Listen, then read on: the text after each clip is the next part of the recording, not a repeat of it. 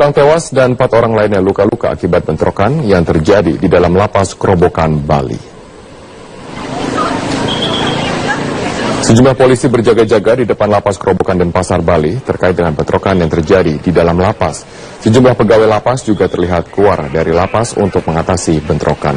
Belum diketahui pasti penyebab kejadian, namun diduga perkelahian melibatkan anggota ormas terbesar di Bali yang sedang menjalani hukuman di lapas. Informasi yang berkembang ada 2 orang meninggal dan 4 orang luka berat, namun informasi resmi belum bisa diperoleh karena situasi masih belum kondusif. Udah pada tahu, Pak. Sayangnya beli Dari Fakultas Kedokteran Universitas Islam di Jalan Sisinga, Mangaraja, Medan, Sumatera Utara terlibat bentrokan. Peserta dipicu saling klaim sebagai pihak fakultas yang sah.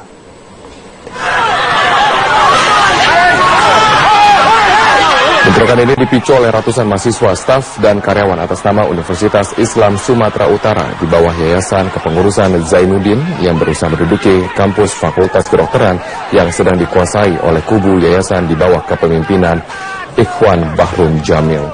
Namun aksi itu dihalangi oleh massa Ikhwan Bahrum Jamil. Bentrokan pun tidak terhindarkan. Konflik kepengurusan terjadi sejak tahun 2006 dan sudah masuk ke tahap pengadilan yang dimenangkan oleh kubu Zainuddin. Akibat bentrokan ini, sebanyak 6 orang mengalami luka-luka.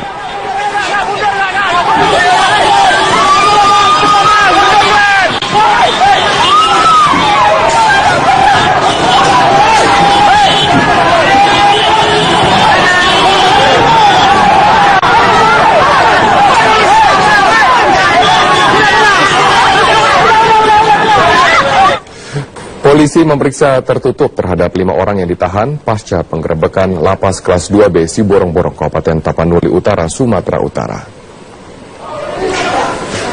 Pemeriksaan atas seorang petugas lapas, JM, seorang narapidana bernama Willy dan 3 orang lainnya dilakukan di Polres Tapanuli Utara Kamis siang. Mereka diduga mengedarkan dan menggunakan narkoba di dalam lapas kelas 2B Siborong-Borong. Penggerebekan kemarin mendapatkan perlawanan dari pihak lapas. Oknum sipir beralasan penggerebekan harus seizin pimpinan lapas. Padahal upaya penggerebekan dilakukan agar tersangka tidak sempat menghilangkan barang bukti. Tidak mendapatkan. Polisi kemudian memeriksa kendaraan dan rumah oknum sipir di Desa Bahal Batu. Di sana polisi mendapatkan barang bukti berupa alat isap sabu serta sabu seberat 20 gram.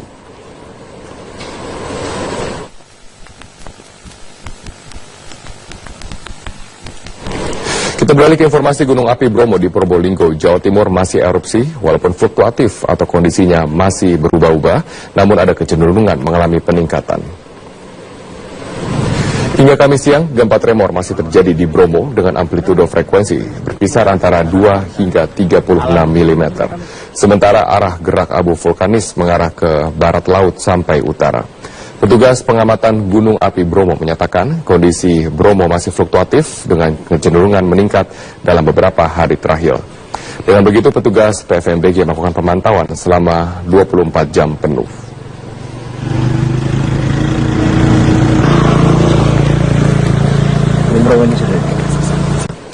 Kegaduhan terjadi dalam sidang mendengarkan saksi kasus Angelin di Denpasar, Bali pada Kamis siang. Saksi memprotes cara bertanya kuasa hukum Margaret yang ditujukan kepada saksi. Diam dulu, saya bertanya. Jangan jawab pertanyaan saya. Anda menikmati atau tidak? Sudah catat majelis bahwa saksi ini mengatakan kalau ada orang waras, saudara bisa bedain nggak? Orang ini dengar dulu, saya bertanya.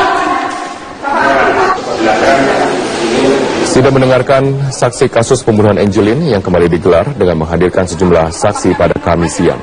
Kegaduhan terjadi saat kuasa hukum Margaret, Hotma Sitompul, bertanya kepada salah seorang saksi, Susiani, dengan nada yang tinggi. Susiani diminta keterangan seputar perlakuan Margaret kepada Angelin saat saksi mengontrak di rumah Margaret. Saksi menuturkan kerap melihat Angelin membersihkan kandang ayam dengan baju basah pada malam hari. Kegaduhan sempat dihujani tepuk tangan oleh peserta sidang. Dijadwalkan sidang lanjutan kasus pembunuhan Angelin akan menghadirkan 3 orang saksi yang pernah mengontrak di rumah tersangka. Untuk menyelam kembang. Wah, rasa kembang orang itu. Ya, kalau lagi tidak ada saudara, saudara tidak. Agus, kepada bahkan juga waktu Di kota besar sekelas Jakarta, 80% trotoarnya tidak bisa diakses para pejalan kaki. Itulah fakta yang ditemui Jane Simangunsong. Bahkan sejumlah penelitian menyebutkan trotoar di Jakarta adalah yang terburuk di Asia. Ketika trotoar sudah menjadi ladang mata pencaharian dan sarang pelanggaran, hak pejalan kaki kian terpinggirkan. Di Indonesia, 18 pejalan kaki meninggal dunia setiap harinya di jalan raya. Komunitas koalisi pejalan kaki pun tidak tinggal diam. Bersama Janes, mereka menunjukkan cara tak biasa mengubah perilaku pengguna jalan raya. Berikut kisah selengkapnya.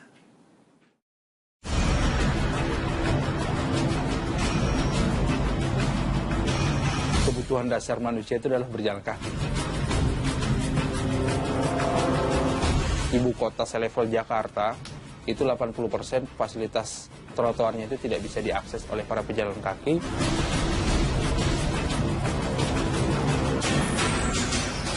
Okupansi itu yang pertama adalah pedagang kaki lima di trotoar, ya. Yang kedua adalah dijadikan lahan parkir. Yang ketiga adalah itu sebagai tempat laluan para pengendara motor paling utama, ya.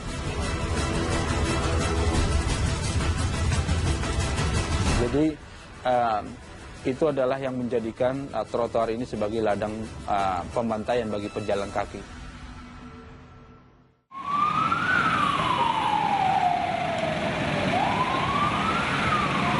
Pagi itu, pasukan gabungan Satuan Polisi Pamung Praja dan Dinas Perhubungan DKI Jakarta bersiap untuk melaksanakan sebuah penertiban.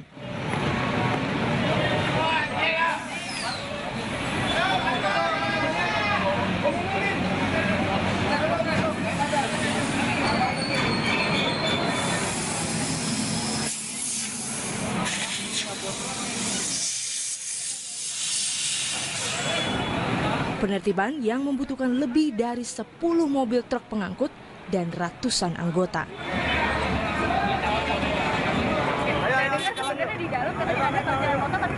Ya, nah makanya itu, oleh karena itu kita harus fungsikan, ya, jalan itu harus fungsikan, trotoar harus kita fungsikan, gitu. Kita harus tertibkan terus. Kegiatan yang dipantau langsung oleh Kepala Satpol PP DKI Jakarta Kuku Hadi Santoso ini adalah upaya membenahi trotoar dari bangunan dan parkir liar.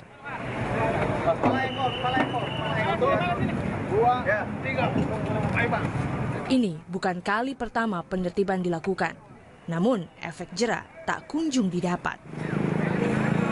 Satpol PP itu kan non yudisial, ya, jadi tidak memberikan vonis ini itu. Jadi kalau mereka itu paling tipiring, tidak pidana ringan, ada sanksi. Tetapi kembali tadi Satpol PP tidak bisa memutuskan berapa rupiah, berapa bulan tadi.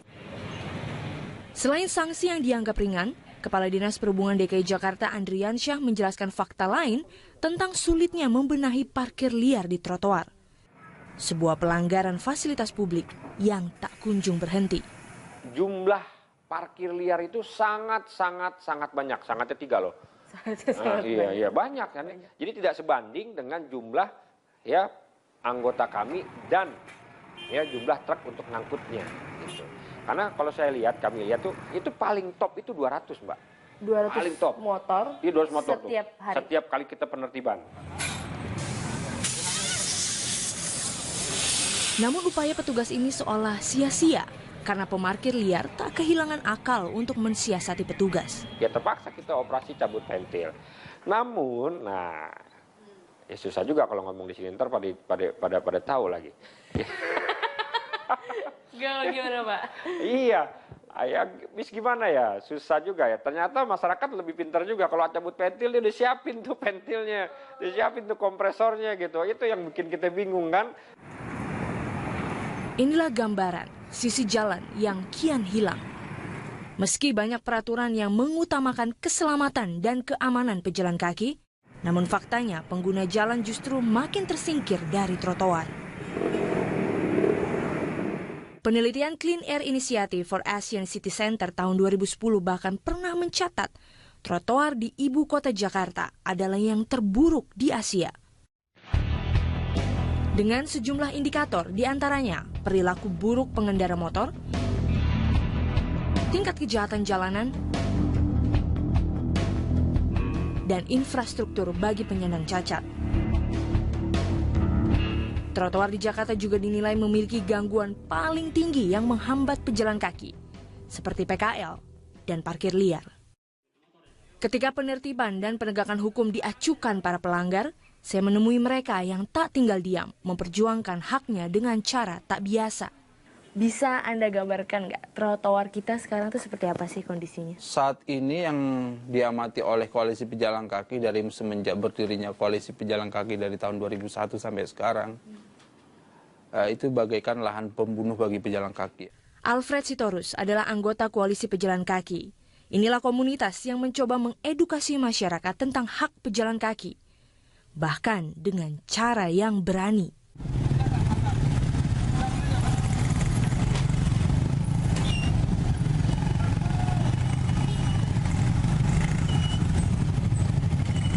Inilah aksi demonstratif anggota koalisi pejalan kaki dengan satu tujuan, merebut hak kembali, memperjuangkan nasib para pejalan kaki. Apa fakta atau data yang koalisi pejalan kaki mungkin pernah terima gitu tentang nasib pejalan kaki itu seperti apa sih? Sudah pasti ya bahwa pemerintah itu kan setiap tahunnya harusnya merilis data ya. Dan data dari pemerintah itu kita pernah menghimpun tahun 2010. Itu ada sekitar 18 pejalan kaki itu setiap hari tewas di trotoar, di zebra cross, bahkan di jalan raya karena memang fasilitasnya tadi yang tidak terpenuhi. Sampai 18 orang setiap hari di Indonesia. Betul, di Indonesia.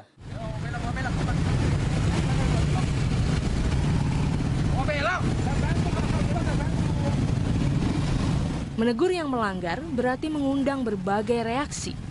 Itulah resiko yang harus dihadapi koalisi pejalan kaki dalam menjalankan aksinya.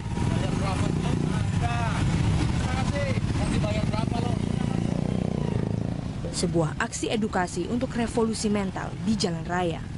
Kalau dari sisi aksinya, ada yang menyebutkan bahwa responnya ya berbeda-beda. Ada yang ngacungin jempol, ya bagus. Ya. Ada yang sampai nyumbang air mineral. Ada yang reaksinya ini orang gila ini gitu ya. Jadi ya kami dikatain gila.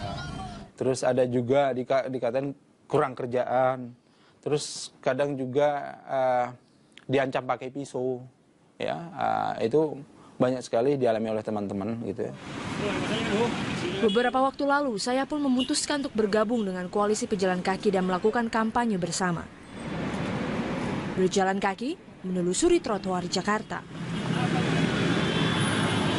Memang sebenarnya trotoar yang ideal itu sebenarnya sudah diatur belum sih? Trotoar yang ideal itu seperti apa sebenarnya? Yang cantik kah? Atau yang apa gitu? Sebenarnya trotoar itu nggak perlu cantik. Dan nggak perlu dibuat dari keramik trotoarnya. Dengan pot bunga besar-besar. Betul. Yang perlu itu adalah bagaimana itu bisa diakses, ya. Dan itu sudah diatur di salah satu kementerian PU, ya. Minimal itu ya 2 meter untuk sebuah bidang jalan, ya. Karena itu di situ nanti akan ada jalur hijaunya, ya. Untuk ditanami pohon pelindung dan yang lain-lain. Itu baru trotoar. Bersama pendiri koalisi pejalan kaki, Ahmad Syafruddin, saya mencoba melihat lebih dekat perilaku lalu lintas masyarakat Jakarta dari sudut pandang pejalan kaki. Melanggar. Saat sesi wawancara di trotoar, kami melihat langsung perilaku melanggar tersebut. Membantu menurunkan kemacetan ya. Kemudian juga menurunkan penggunaan BBM. Gitu. Oke. Di jam-jam padat.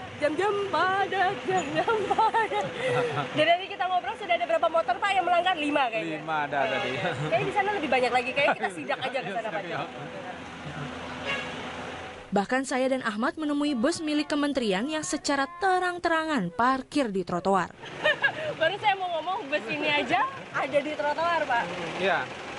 Nah, ini bus ini milik pemerintahan? Pemerintah. Jadi pemerintah mempelopori pelanggaran fungsi jalan ya. Dalam konteks ini pelanggar fungsi trotoar.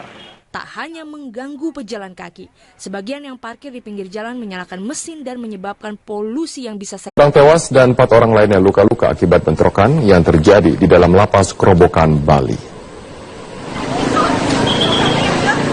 Sejumlah polisi berjaga-jaga di depan lapas Kerobokan Denpasar, Bali terkait dengan bentrokan yang terjadi di dalam lapas. Sejumlah pegawai lapas juga terlihat keluar dari lapas untuk mengatasi bentrokan. Belum diketahui pasti penyebab kejadian, namun diduga perkelahian melibatkan anggota ormas terbesar di Bali yang sedang menjalani hukuman di lapas. Informasi yang berkembang ada 2 orang meninggal dan 4 orang luka berat, namun informasi resmi belum bisa diperoleh karena situasi masih belum kondusif. Udah pada tahu Pak. Sayangnya beli Dari Fakultas Kedokteran Universitas Islam di Jalan Sisinga, Mangaraja, Medan, Sumatera Utara terlibat bentrokan. Bentrokan dipicu saling klaim sebagai pihak fakultas yang sah.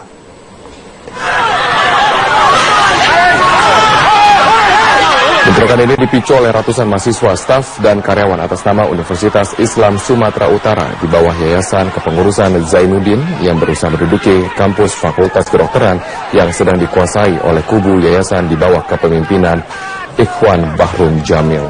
Namun aksi itu dihalangi oleh massa Ikhwan Bahrum Jamil. Bentrokan pun tidak terhindarkan. Konflik kepengurusan terjadi sejak tahun 2006 dan sudah masuk ke tahap pengadilan yang dimenangkan oleh kubu Zainuddin. Akibat bentrokan ini, sebanyak 6 orang mengalami luka-luka.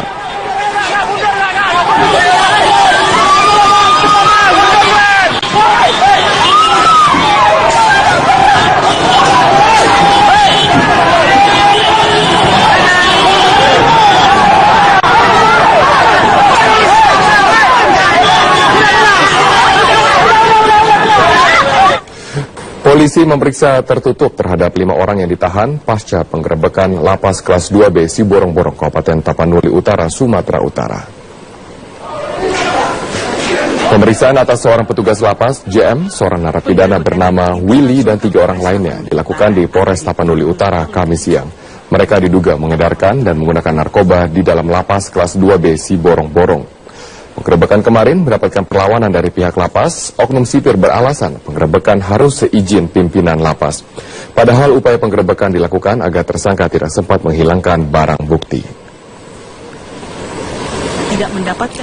Polisi kemudian memeriksa kendaraan dan rumah oknum sipir di Desa Bahal Batu. Di sana polisi mendapatkan barang bukti berupa alat isap sabu serta sabu seberat 20 gram.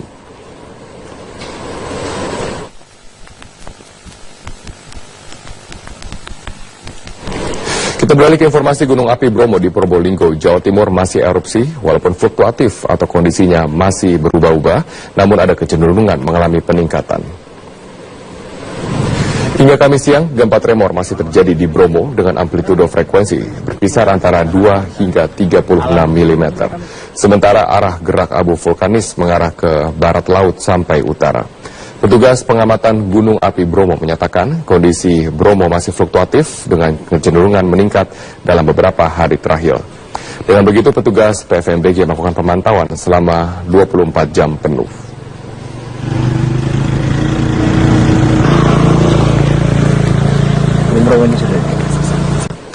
Kegaduhan terjadi dalam sidang mendengarkan saksi kasus Angelin di Denpasar, Bali pada Kamis siang.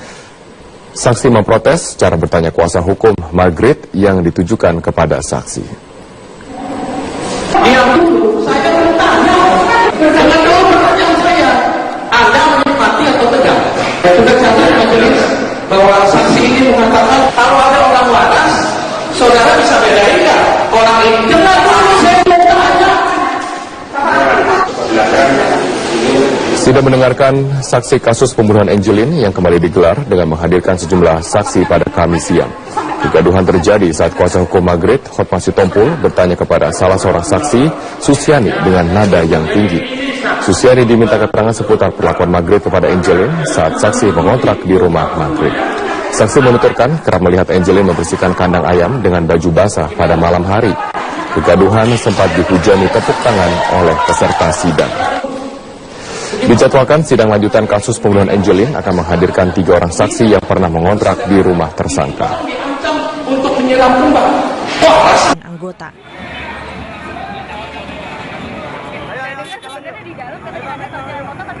Ya, nah makanya itu, oleh karena itu kita harus kita fungsikan ya, jalan itu kita fungsikan, trotoar kita fungsikan, gitu. Kita harus tertibkan terus. Kegiatan yang dipantau langsung oleh Kepala Satpol PP DKI Jakarta Kuku Hadi Santoso ini adalah upaya membenahi trotoar dari bangunan dan parkir liar.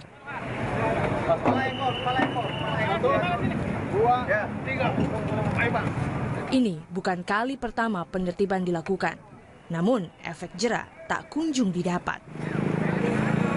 Satpol PP itu kan non yudisial ya, jadi tidak memberikan vonis ini itu. Jadi kalau mereka itu paling tipiring, tidak pidana ringan, ada sanksi. Tetapi kembali tadi Satpol PP tidak bisa memutuskan berapa rupiah, berapa bulan tadi.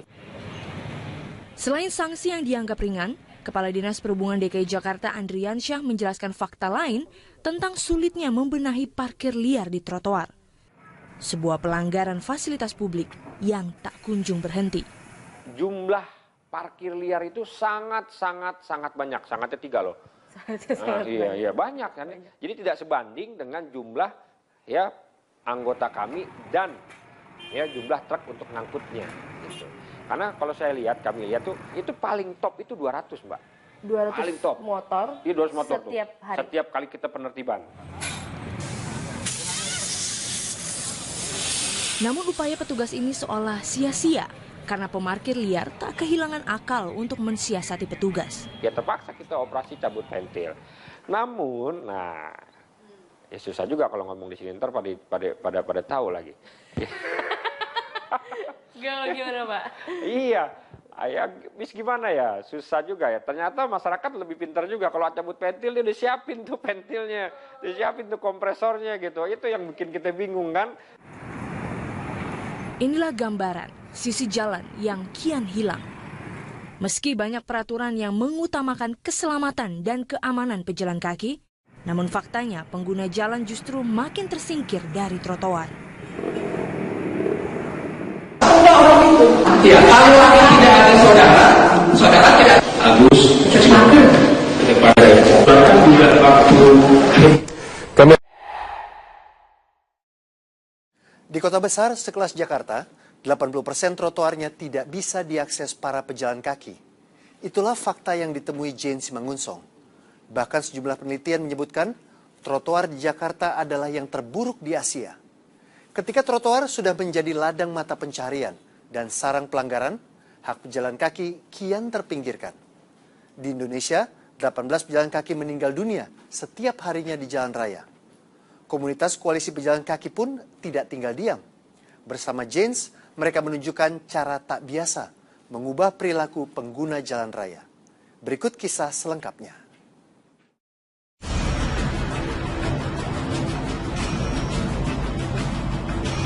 Kebutuhan dasar manusia itu adalah berjalan kaki.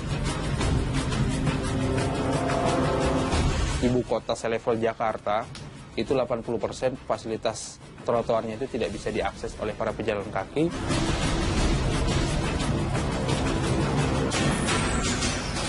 Okupansi itu yang pertama adalah pedagang kaki lima di trotoar, ya. Yang kedua adalah dijadikan lahan parkir. Yang ketiga adalah itu sebagai tempat laluan para pengendara motor paling utama, ya.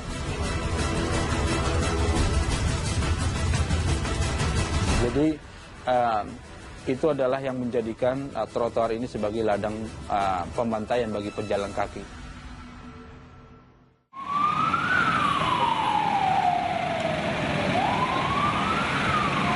Pagi itu, pasukan gabungan Satuan Polisi Pamung Praja dan Dinas Perhubungan DKI Jakarta bersiap untuk melaksanakan sebuah penertiban.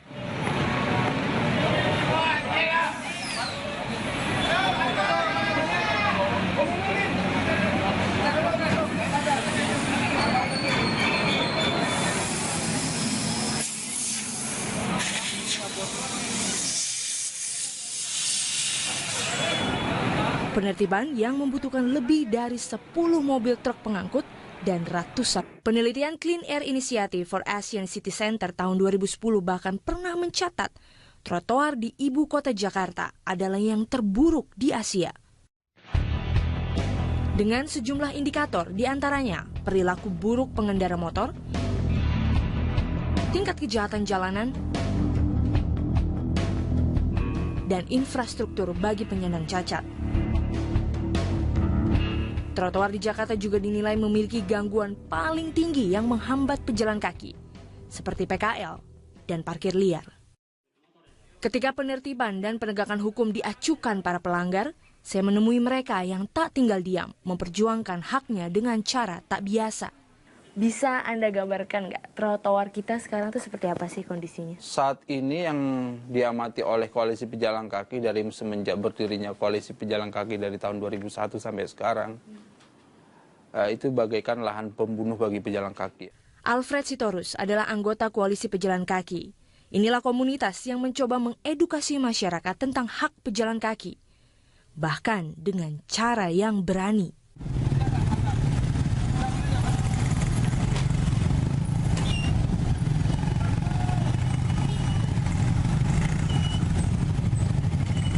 Inilah aksi demonstratif anggota koalisi pejalan kaki dengan satu tujuan, merebut hak kembali, memperjuangkan nasib para pejalan kaki. Apa fakta atau data yang koalisi pejalan kaki mungkin pernah terima gitu tentang nasib pejalan kaki itu seperti apa sih? Sudah pasti ya bahwa pemerintah itu kan setiap tahunnya harusnya merilis data ya. Dan data dari pemerintah itu kita pernah menghimpun tahun 2010, itu ada sekitar 18 pejalan kaki, itu setiap hari tewas di trotoar, di zebra cross, bahkan di jalan raya. Karena memang fasilitasnya tadi yang tidak terpenuhi. Sampai 18 orang setiap hari di Indonesia. Betul, di Indonesia.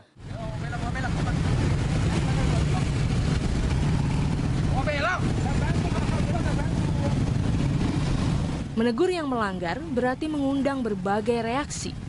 Itulah resiko yang harus dihadapi koalisi pejalan kaki dalam menjalankan aksinya.